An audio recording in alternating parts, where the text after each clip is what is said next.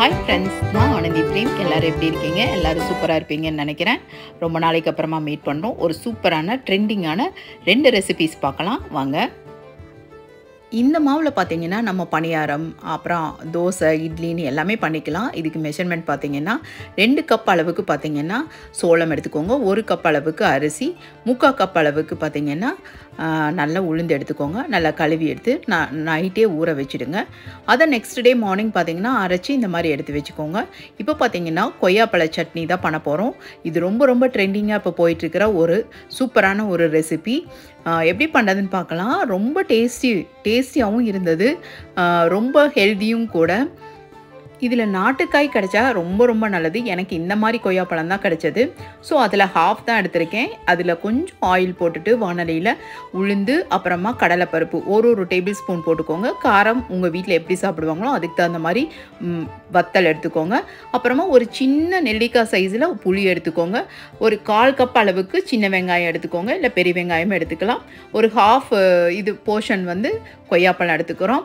இதையும் நல்லா கொய்யாப்பழம் வந்து வறுக்க வேண்டாம், அது சும்மா நான் அதில் அப்படியே போட்டது. அதெல்லாமே ஆறட்டும். அதுக்கப்புறமா ஒரு 1/4 கப் அளவுக்கு தேங்காயும் எடுத்துக்கோங்க.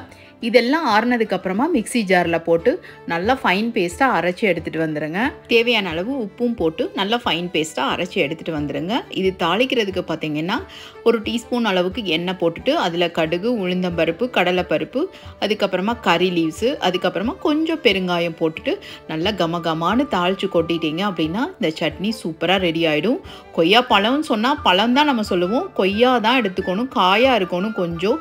அப்போ தான் வந்து அந்த புளி டேஸ்ட்டு வரும் உங்களுக்கு. மார்னிங்கே அரைச்சங்காட்டி பார்த்தீங்கன்னா மத்தியானம்லாம் நல்லா புளிச்சிடுச்சு. அதனால் வந்து அதை நல்லா ஃப்ரிட்ஜுக்குள்ளே வச்சாச்சு. நெக்ஸ்ட் டே மார்னிங் தான் வந்து பணியாரம் பண்ணுறதுக்காக எடுத்தது.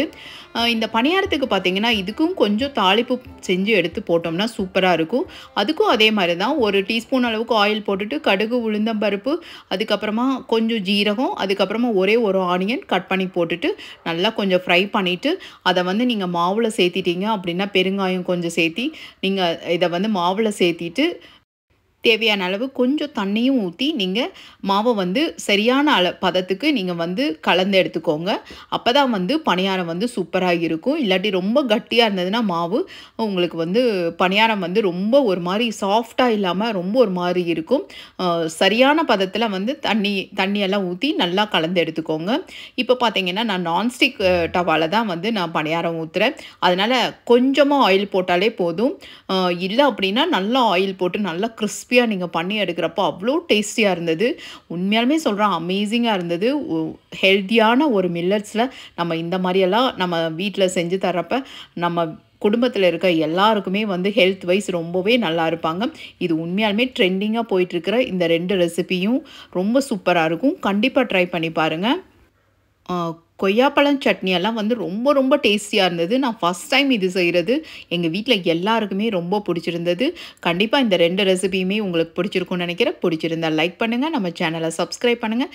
Keep supporting me. நெக்ஸ்ட் வீடியோவில் நம்ம மீட் பண்ணலாம். தேங்க்ஸ் ஃபார் வாட்சிங்.